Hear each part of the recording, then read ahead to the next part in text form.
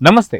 దేవాలయాలు, నేలమాళిగలు ఒకప్పుడు అనంత పద్మనాభ స్వామి టెంపుల్కి సంబంధించి 3 గదులు తెరుచుకోగా ఇంకొక గది తెరుచుకోవాల్సింది. అయితే ఇలాంటి సమయంలోనే పూరికి సంబంధించి ఈ యొక్క నేలమాళిగల గురించి ఇప్పుడు వార్తలు బాగా వైరల్గా మారాయి. అయితే ఈ యొక్క కథనం ఏంటనేది మనతో పాటు సీనియర్ జర్నలిస్ట్ హేమసుందర్ గారు ఉన్నారు. వారిని అడిగి తెలుసుకుందాం. సార్ నమస్తే. నమస్తే అండి. ఈ యొక్క పూరికి సంబంధించి నేలమాళిగల గురించి పెద్ద విస్తృతంగా మనం చూస్తున్నాం.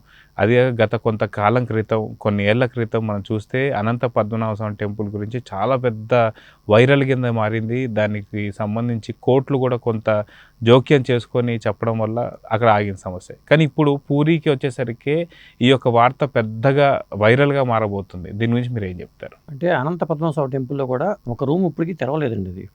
అది దానికి ఏంటంటే నాగబంధాలు వేస్తుంటాయి వాటి మీద. అవి తెరిస్తే ఇబ్బంది ఏమో. ఈ కోర్టుకు వెళ్ళడం కూడా జరిగింది. కోర్టు పర్మిషన్ ఉంటేనే అది తెరుస్తారు అనేది తెలిసింది. సాధారణంగా ఏంటంటే ప్రాచీన దేవాలయాలు, పూరి జగన్నాథ దేవాలయం కూడా 11వ శతాబ్దం నాటిదంటారు. ఇలా చాలా ఆలయాల్లోనే ఇవి సంపదలు అనేవి ఉంటాయండి. 100% ఉంటాయి. ఎందుకంటే ఆ రోజుల్లో ఇప్పుడులాగా బ్యాంకులు ఏవి లేవు. ఎవడన్నా ఒక రాజు రాజ్యం మీద దండెత్తాడంటే దోసుకుపోయేవాళ్ళు వాళ్ళ దగ్గర పెట్టుకుంటే. అందువల్ల ఏంటంటే ఒక దేవాలయాలు అనే పవిత్ర స్థలాలు కాబట్టి అక్కడ రహస్య స్థావరాలు ఏర్పాటు చేసి వాటిల్లో దాయటం అనేది జరిగేది. అందుకనే చాలా చోట్ల మీరు ప్రాచీన దేవాలయాలు, శిథిలమైన ఆలయాలలో కొన్ని నేలమాళిగల్లో కూడా ఆభరణాలు బయటపడుతూ ఉంటాయి. దానికి కారణం అదే. ఇంకొకటి ఏంటంటే ఇట్లా రాజులు దోచుకెళ్ళినా కానీ దాంట్లో వీటిని దేవాలయాలకు ఇచ్చేసేవాళ్ళట. వాళ్ళు జయించినా కానీ ఈ సంపద మనకి ఎందుకని చెప్పి దేవాలయాలకు ఇచ్చేసేవాళ్ళట. పూరి జగన్నాథ స్వామి టెంపుల్కి ఉన్న ఆదాయం విషయంలో కూడా ఇది 1978లో గతంలో లెక్క పెట్టారు. అది దాదాపు 70 రోజుల పాటు పట్టిందంటారు. అక్కడ లెక్కించి ఆపేశారు. అది మళ్ళీ 46 ఏళ్ళ తర్వాత ఇప్పుడు మళ్ళీ లెక్కిస్తున్నారు. 2 గదుల్లో సంబంధించిన లెక్కించారు. 3వ గదికి ఏంటంటే ఆ 3వ గదిని తెరిచి లెక్కించాల్సిన ఉంది. అదేంటంటే శిథిలమైపోయింది, నీళ్లు పడుతున్నాయి, వర్షం పడుతుంది, శిథిలమైపోయింది అంటున్నారు.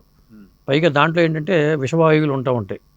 ఒక ఆఫీసర్ కూడా మూర్చపోయాడు కదా, లోపలికి వెళ్ళటం ఎస్పీ అని మూర్చపోయాడు. అయితే సాధారణంగా మనం గతంలో చూసినటువంటి ఒక ఏదైతే అనంత పద్మనాభ స్వామి నేలమాళిగలు కావచ్చు, లేదంటే ఇప్పుడుకి సంబంధించి కావచ్చు, మరికొన్ని ప్రాంతాల్లో మనం చూసినప్పుడు ప్రతి ఒక్క దగ్గర నాగబంధనం అని చెప్పేసి మనకు కనిపిస్తూ ఉంటుంది. నాగబంధనంకు ఉన్నటువంటి ప్రత్యేకత ఏంటి?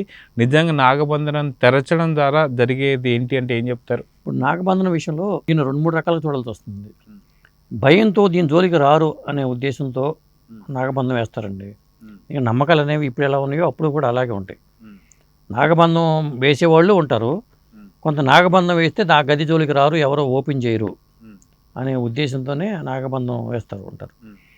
అట్లా పైగా అదేంటో కానీ ఆ నాగబంధం వేయటం లేకపోతే లోపలికి ఎందుకంటే పాములు ఇవన్నీ విషకీటకాలు అవన్నీ లోపల ఉండటం అనేది జరుగుతూ ఉంటుంది. పాములు ఉంటాయి అక్కడ.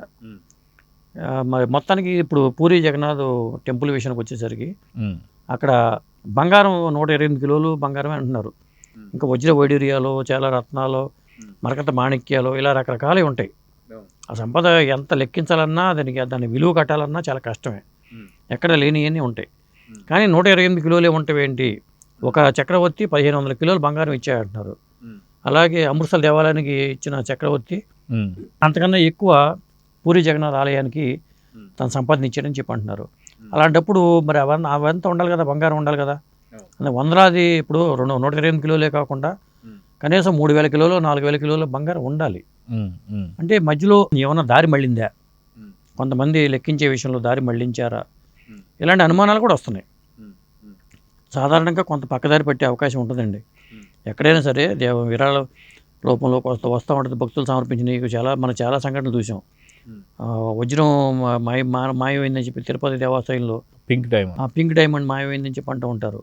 ఇలాంటి ఆలయాల్లో నీటిలో ఇప్పుడు కనకదుర్గమ్మ వారి ఆలయంలో కానీ, లేకపోతే కిరీటం అప్పుడు పోయింది. అలాంటి చోట కూడా చాలా రకాల ఇది సంపద ఉంటుందండి. ప్రాచీనమైన ఆలయాలన్నింటిలో కూడా చాలా వరకు ఉంటుంది. అంటే ఆ సంపద మీద హక్కు దేవాలయాలకే ఉంటుంది. ఇప్పుడు దేవాలయ భూములు ఉన్నాయి, చాలా వరకు వందలాది ఎకరాల దేవాలయ భూములు ఇప్పటికీ అలాగే ఉన్నాయి. కానీ దానికి ఏం చేస్తారంటే రాజకీయ నాయకులు, పలుకుబడి ఉన్న వ్యక్తులు వాటిని సొంతం చేసుకుని వాటిని సాగు చేసుకోవడం, తక్కువ కవులతో సాగు చేసుకోవడం, ఫలసాయం తక్కువ ఇస్తూ ఉంటారు దేవుడికి. దేవుడికే శటకోపం పెట్టడం లాంటిది. ఇప్పుడు ఒక పొలం ఉంటుంది, 30 ఎకరాలు 40 ఎకరాలు 200 ఎకరాలు ఉంటుంది. దాన్ని సిండికేట్గా 10 మంది రైతులు తీసుకుంటారు. నామినల్గా 4 బస్తాలు కవులు ఎట్లా వస్తుంటాయి, బయట మార్కెట్లో 20 బస్తాలు కవులు వస్తుంటే అలా రాజకీయ పలుకుబడి ఉన్న వ్యక్తుల చేతుల్లో ఉండిపోతూ ఉంటాయి. ఒక విధంగా దేవుని దోచుకోవడమే. చాలా సంపద దేవాలయాల్లో వచ్చి కానుకల రూపంలో వచ్చే వాటిని కానీ కొంత దారి మళ్ళీ అవకాశాలు ఎక్కువగా ఉంటాయి, బాగుపడే వాళ్ళు ఉంటారు. అదేండి. అయితే ఈ నేలమాళిగల్లో మీరు అన్నట్టు 46 సంవత్సరాలు 48 సంవత్సరాల క్రితం దీన్ని లెక్క పెట్టారు, మళ్ళీ ఇప్పుడు లెక్క పెడుతున్నారని చెప్పి అంటున్నారు. అంటే కొంత లెక్కించాలి, అప్పుడు అవ్వాల, అప్పుడు ఇంకా లెక్క పెట్టింది ఇంకా అవ్వలేదు, మళ్ళీ ఇంకా చాలా ఉంది దాంట్లో. అదన్నీ లెక్కిస్తే కానీ ఎంత ఉంది, 128 కిలోలే ఉందా, ఒక 2000 కిలోలు ఉందా, 3000 కిలోలు ఉందా బంగారం, ఇంకా వజ్ర వైడూర్యాలు ఏమున్నాయి, ఇవన్నీ ఇప్పుడు ఏమైపోయినాయి. అంటే అప్పుడు లెక్కలు ఏదైనా ఉంటుంది కాబట్టి అప్పుడు లెక్కలకి ఇప్పటికి ఏదైనా సరే వ్యత్యాసం కనిపిస్తుందా, లేదంటే ఏం జరుగుతుందంటే ఏం చెప్తా అది ఉండాలి మరి, అవన్నీ వ్యత్యాసం కనిపించిన తేడా ఉంటుంది. ఇంకొకటి ఏంటంటే చాలా ఆలయాల్లో ఇప్పుడు రాజులు వాడినప్పుడు మా సినిమాలు చూస్తే ఏమవుతుంది, కిరీటాలు కానీ వజ్రాలు వైడూర్యాలు అవన్నీ ఉంటాయి, అవన్నీ ఏమైపోయినాయో తెలియదు. రాజులు పోయినాయి, రాజ్యాలు పోయినాయి, మరి ఆ సంపద ఏమైపోయింది, ఎక్కడ ఉంది అనేది ఎవరికి తెలియదు కదా. ఇప్పుడు బ్యాంకు లాకర్లో ఉందా, ఎక్కడ ఉంది, అంత కాస్ట్లీ మరి మాణిక్యాలు వజ్ర వైడూర్యాలన్నీ బయట మనకు చూస్తే కరెన్సీ నోట్లో లేదా ఇంకోటి బంగారం కనిపిస్తుంది తప్పితే అంత కాస్ట్లీ ఇవన్నీ పెద్ద పెద్ద వాళ్ళ ఇళ్లలో ఏమైనా మాళిగల్లో ఏమైనా ఉన్నాయా, ఆ రాజులు వాడిని అన్నీ ఎక్కడ ఉన్నాయి, ఆ రాజులు వాడిన కిరీటాలు కానీ లేకపోతే ఆ సంపద అంతా ఎక్కడుంది అనేది కూడా ఎవరికి అర్థం కావట్లేదు. సో మొత్తానికి దేవుడికి దిక్కెవరు అంటే ఏం చెప్తారు? దేవుడు తన ఆస్తిని తను కాపాడుకోవడం దేవుడికి తెలుసండి. ఇంకోటి దేవుడి సొమ్ము తిన్నవాళ్ళు బాగుపడిన సందర్భాలు కూడా చాలా తక్కువ.